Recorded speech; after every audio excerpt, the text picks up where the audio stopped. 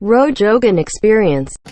Hey everyone, Roe Jogan here. In this week's episode, we will be discussing racial, cultural, and overall societal issues / flaws of the years 1951, 1976, 2009, and 2023, specifically focusing on how it relates to the life of Henrietta Lacks and the injustices she experienced. We'll complete this by talking to significant figures of said years. Now, since we have so many people to interview, we can only go for so long. That shouldn't be too big of a deal. Today, we are kicking off the 1950s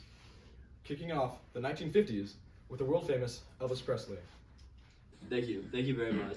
So, Elvis, what would you say your stance on race is? I know you come from a time where racial injustice was more common than it is today. Well, as you said, racial injustice unfortunately was more acceptable in the 1950s. I wouldn't say that I'm a racist. I allegedly have said choice words when talking about the sales of my records, but you can read in the BBC article, Who Was the Real Elvis Presley? It states that I, Elvis Presley, claimed it was okay for white people to appreciate black culture. In other words, I, along with my friends from the South, would use rhythm and blues in my music. Thank you, Elvis. That was very insightful. You were in a time where there were many injustices happening to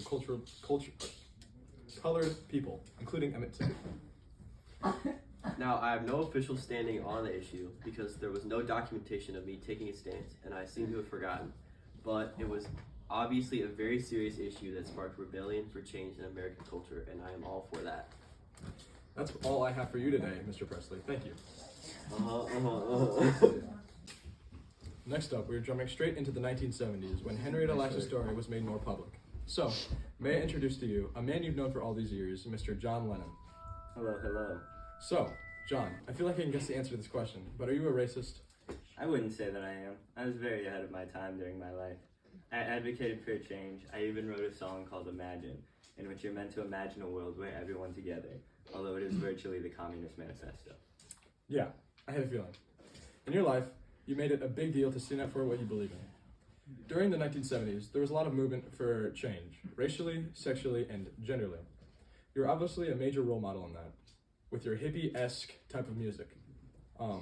Were there any specific injustices that you countered in your lifetime? In my life, there were definitely a fair share of injustices, especially in the 1970s. The Vietnam War was going on, and that affected the ideas of the American public towards Vietnamese people. I advocated for the end of the Vietnam War, along with thousands of Americans, so we could stop many injustices as possible in the shortest amount of time. Thank you, Mr. Lennon. Next up, on the opposing spectrum of rebellion, we're going to talk to another former president of the United States, Gerald Ford. Hello. Hello, Mr. Ford. As I'm sure you know, this podcast today is about race-related issues. Mr. Ford, are you a racist? Absolutely not. I have voted for many bills to desegregate schools, open housing for low-income African-American families, and for equal opportunity employment. I would like to say that I was a very progressive president for the United States that helped shape the United States. Well, I can't say that I was aware of that. There's definitely some conflicts / injustices in your presidency, and especially right before. Would you like to shed some light on that? Of course. I was the predecessor of Nixon, who we know was a tad corrupt. That was probably the most scandalous thing, other than race-related issues during and right before my presidency. Thank you, Mr. Gerald Ford, everybody. Just to recap over what we have covered, in the 1950s, we talked about Elvis's involvement in starting rebellion and changing the norm of his time. We spoke with John Lennon, and we know he was against treating others differently. We also we spoke to him about the Vietnam War, which caused mistreatment for Vietnamese people. And finally, we spoke with Gerald Ford, who took over presidency after Richard Nixon was involved in the Watergate scandal. We know that Ford was very progressive, signing bills to help people, and those bills were meant to bring change to the black community for the better. Now that we've recapped, let's jump 30 some odd years to 2000s, and we'll be speaking to the one and only Slim Shady. Yo. So, Mr. Slim, are you a racist? I feel like I should probably stop asking people this question. No, I am not a racist. As many people may know, I did make a song when I was a teenager in which I speak negatively on African Americans. And I'm not trying to excuse myself here, but I was just a kid. Everyone deserves a second chance, especially my idol, Dr. Dre. Thank you for being honest with us here. So, we know that this was a time period where edgy hip-hop was getting increasingly more and more popular. Along with that, edgy jokes depicting race and other things similar to that were also very popular. We know that everyone deserves a second chance and that we can grow and learn from our mistakes. So, Eminem, what were some events that you've seen in the 2000s involving race and things of that nature? Now, obviously, this isn't the 2000s, but in 1997, hundreds of thousands of African American women participated in the Million Women March to focus on the betterment of healthcare, education, and self-help. You also have the hundreds of milestones that aren't injustices, but they show that African Americans have risen up so much in our society, taking it by the reins, and saying that they have been oppressed for long enough. Wow. Why of all people, so far, is Eminem so insightful? This is insane. Please carry on. Why, yes, of course. In 2001, we had the first black Secretary of State, Colin Powell. And then who could forget about Barack Obama becoming the first black president of the United States in 2008. Now, obviously, not everything is sunshine and rainbows. In 2005, Hurricane Katrina passed over New Orleans and killed an estimated 1,700 people. Of course, this wasn't directly influenced by racism, but it was in a poor side of town, and cultural oppression over the many years may have brought those people to that part of town. Orange Nana. What is happening? Thank you incredibly much, Mr. Slim. Next, we have Joe Biden. Try to top that big guy. Hello, America. Hi, Joe. I know that you have a past, so I won't ask you the age-old question. What are some experiences that you've had in the 2000s about race? Yeah, I was the vice president under Barack Obama. He was a generational person. You know, he wasn't just good once. He was good all around. He's just an amazing person outside of presidency, during presidency.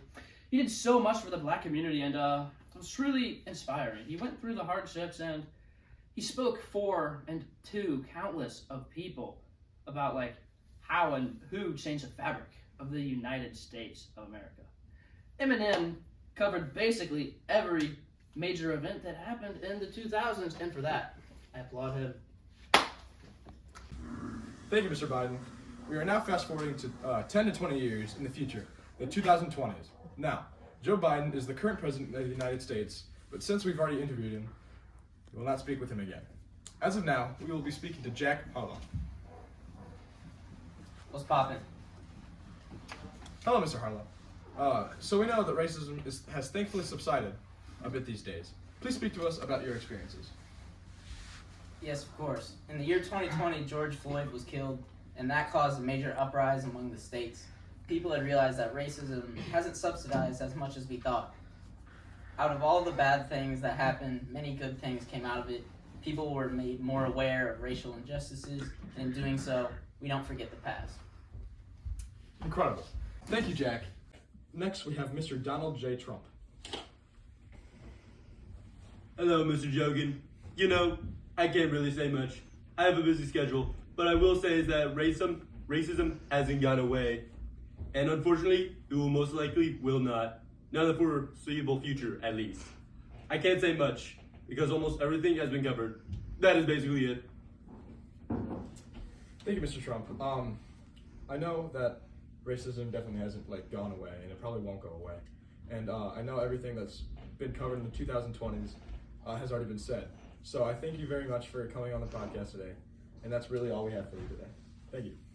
I wanted to close off today's podcast with some very special words from a very special person who everybody looks up to, I believe. I present to you Jesus H. Christ. Thank you, Mr. Rowe. I do not discriminate, and I do not agree with hate.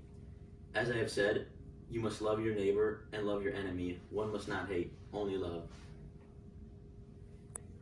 Would you like to perform something for us, Mr. Jesus? I would like to perform a miracle.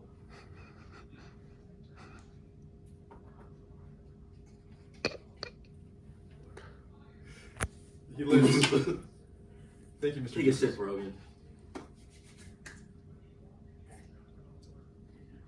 Tastes good. Thank you. And just like that, he's gone. I wanted to thank everybody for viewing. We've learned today that in the 1950s, the era was filled with racism, but there were many people who fought against it. We learned that in the 1970s, it was a time for change and acceptance. In the 2000s, the roles of African Americans had flipped, and they were much more prominent and important, like presidents and secretaries of state, and etc. In the 2020s, we learned that there's so much more we can do to be more accepting as a society. And with that, I close out. Roe Jogan out. Roe Jogan Experience.